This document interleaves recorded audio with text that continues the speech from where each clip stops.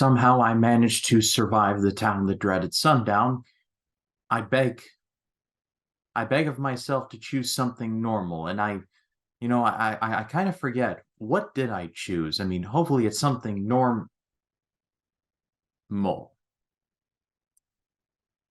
Yep, I've lost my mind. Here's Jacob Martin.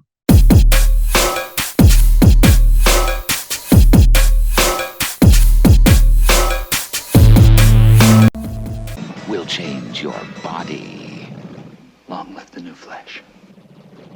It will shatter your reality. Videodrome, starring Deborah Harry and James Woods. A shocking new vision from the creator of Scanners. Coming soon to a theater near you. Thank you, Ryan, for having me on your channel once again in this year's ScaryMania. This year we'll be talking about Videodrome, released in 1983, directed by David Cronenberg, legendary director behind, I know he also directed The Fly from 1988, also most recently directed Crime to the Future. This is actually my first time seeing a David Cronenberg film, Videodrome, so that's a really fascinating feature in itself. I'm sure Ryan has already summed up the plot of this movie, so I'll share my thoughts on Videodrome. The film, I'm not gonna lie, I was kind of disappointed in this film. I heard people rave about this movie for years, especially on Letterboxd, and I was thinking, oh, I'm gonna love this movie. I think this movie is gonna be awesome, and there's a great premise in there. I actually do really like the main premise of this movie. And the commentary surrounding the film I thought was actually very fascinating, dealing about the media's obsession with sex and violence and how that pertains into the entertainment industry and people's obsession with that. I think you could have done something really intriguing with that. And the whole concept of the Videodrome, where they're taking like real life footage of these violent attacks and the sexual violence and stuff like that, and trying to make entertainment out of it, which is honestly really gross and messed up, and trying to incorporate that into everyday life. Like, you could have done something really interesting with that. And I think what hurts the film is I think you could have done like a really compelling, tragic story out of this, where you have this everyday guy who randomly gets caught up in all this, and the more he gets consumed and addicted to it, the more it really messes him up to where he falls away from the person that he could have easily been. But that's not really the movie we got, because the main character that we do follow in this movie, who runs this company, who's like already in hot water because he's like selling pornography and putting it on his like TV station, and is already obsessed with violent imagery as it is, wants to put Videodrome on his channel. He's already a seedy guy. He's already a sleazeball. So his descent into madness, I did not think was really that compelling as it could have been, because he was a character that was already getting into it. But the more he gets caught up in his Videodrome, the more it gets in over his head. I just didn't really find that an interesting story. I didn't really get much of a character study out of him. The movie kind of played itself more so as a satire, which that's not inherently a bad thing, but I don't think the satire fully worked for me. I think it was trying way too hard with its commentary in that way, and I think if you had done more of a tragic cautionary tale with it, I think it would have been a more compelling narrative. Nothing against James Woods. I thought he gave a good performance as the main character. Really good actor. I enjoy a lot of his roles.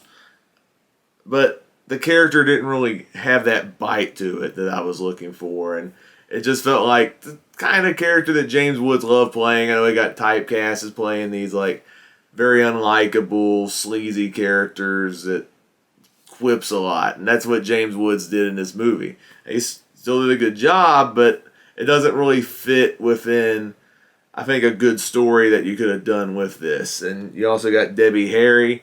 Yeah, Debbie Harry from Blondie. Yeah, that Debbie Harry has an acting role in this movie. She's an excellent singer. Blondie has some good songs. Does that make her a good actress? No. I don't think she gave a good performance in this movie. Her line delivery, I thought, was very cringe throughout.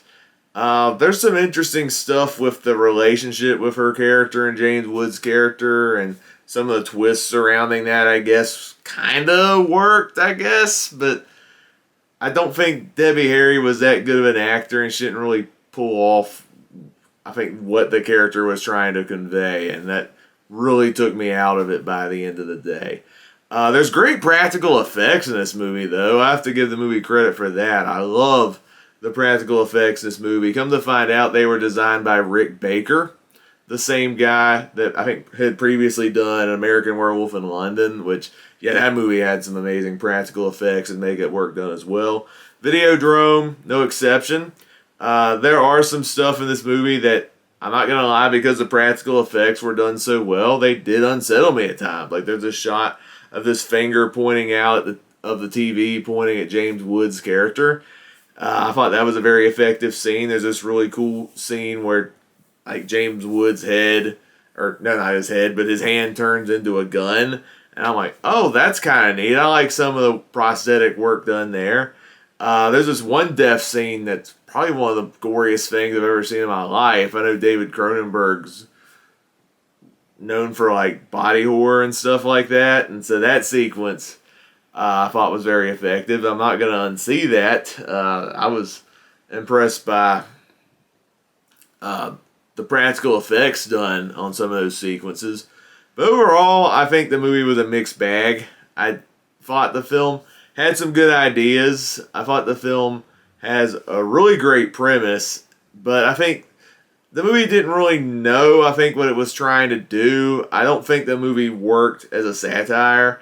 I think the film would have been better as, like, this compelling, tragic, cautionary tale of this guy falling from grace because the more he dives into a very addictive obsession. I think that would have been a more compelling story than the one we ended up getting. The film didn't really hold my attention, and I didn't think the main character was nothing to write home about, despite James Woods giving a good performance, giving it his all. And all around, I didn't fully get the hype for this movie. I'm more mixed on it than anything else. Maybe mixed to positive because there's good ideas in the film, and I like the practical effects, but I think the film is a little overhyped, if I'm being honest. And to me, the movie's more style over substance, but there are fans of this movie. I do respect that, but for me, it's like, I'm kind of in the middle of the road on Videodrome. So thank you, Ryan, for having me on your channel. This is like a 3 out of 5 star movie for me. Kind of like right down the middle, mixed bag. A little bit of an unpopular opinion. I'm really curious, Ryan, what you thought of Videodrome. I know Ryan will leave links in the description below where you can check out my YouTube channel. I also do movie reviews and live streams and some music content on there as well. And also, Ryan is the co-host over on my Discussing DreamWorks podcast over on my channel as well. And obviously, I'm the co-host on his channel on the Life in the Movies podcast. So we kind of flip-flop every month, which is pretty cool. So, Ryan, I won't hog up too much of your time. Thank you again for inviting me on ScaryMania once again. I'm curious what you're going to think of this movie, so back to you. Jacob Martin's channel, linked in the description. As always, go give him a subscribe. He's great. Videodrome is from David Cronenberg, and he is one of those horror directors that is a bit of a blind spot to me. I have really only seen this movie, and I think that's it. I really need to do my homework on him. But otherwise, I was interested in seeing this movie because this movie, kind of similar to The Blob, is in the Criterion Collection, and I've heard nothing but amazing things. Kind of a disappointment for me, though this movie's not bad. I guess chalk it up to wasted potential, like Jacob was talking about. It basically tells the story of a man who runs a small cable access channel. He's played by James Woods. The network basically plays, well, blood and guts, among other things, like really seedy stuff. And he is always on the lookout for that next bloody and gutty thing until he stumbles upon a tape simply called Videodrome. And, well, it's a little too hardcore for him. But once Videodrome gets a hold of him, it's nearly impossible to let it go. First of all, this is from David Cronenberg, so it naturally looks really good, and it is body horror, so the effects look really good. The effects were done by Rick Baker. He had a long and lengthy career. I covered one of the movies that he did a couple Scary Manias ago in An American Werewolf in London, and the effects here are just as good. The part in which the gun basically becomes a part of James Woods' character's hand is done in such a way to where, yeah, it looks like a sped up effect, but the effect looks so cool that you just kind of don't question it. You just go, yeah, that still rocks. James Wood is good as Max Wren, the television executive. He starts out thinking, there's nothing that can shake me, and then he slowly just begins losing it over time. And it's like a coffin on roller skates, and it's brutal to see. And really outside of the performances and the technical stuff, I guess my biggest problem with the movie is just the wasted potential of it all. There's a lot of themes in this movie going on of what we're showing on television and how technology has gone out of control and other things like that. Very much in the style of, say, a Paul Verhoeven, RoboCop, Starship Troopers, etc. But I feel like it becomes kind of a theme stew. There's not one definitive theme or thing the movie's trying to say, just a little bit of everything into the pot and brought to a boil. And it doesn't work. It doesn't really help things that at a certain point in the movie, David Cronenberg basically becomes an assassin against Videodrome. Like, the Videodrome has become sentient? Yeah, I'm confusing myself just thinking about it. The movie kind of feels like it was trying to be The Matrix over a decade or about 2 decades before The Matrix would do this so much better. So I'm sorry to report that this was a bit of a disappointment. Still pretty well made, though, but just I was expecting more from this.